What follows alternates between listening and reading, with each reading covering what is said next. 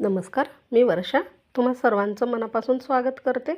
तर आज मी तुम्हाला इडलीबरोबर म्हणजे खाल्ली जाणारी गन पावडर किंवा पोडी मसाला देखील बोलतात, ते बनवून दाखवणार आहे. अगदी कमी साहित्यात झटपट आणि घरच्या घरी.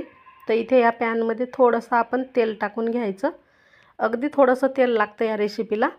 आता यात तुम्ही बेडगी मिरची घेऊ शकता कलरसाठी, किंवा तिखटपणासाठी लवंगी मिरचीसुद्धा घेऊ शकता. मी इथे माझ्या घरातल्या ह्या मिक्स मिरच्या घेतल्या आहे 9-10 अशा तोडून टाकल्या आहे तेलावरती.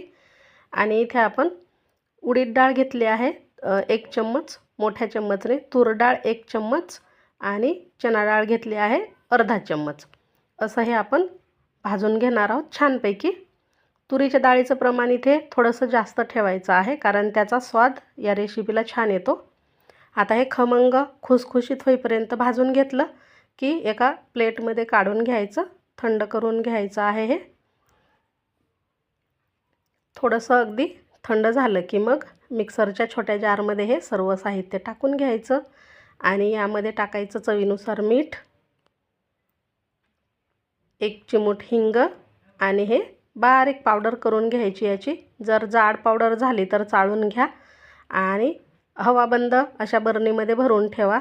जेव्हा आपण इडली डोसे वगैरे बनवतो त्यावेळेस ही पावडर नक्कीच त्यासोबत खा. खूप छान लागते आणि घरच्या घरी आपण बनवलेली आहे, त्याचा स्वाद अगदी वेगळा लागतो.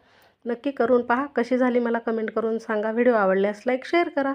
भेटू पुन्हा अशाच छानशा झटपट रेसिपीसह.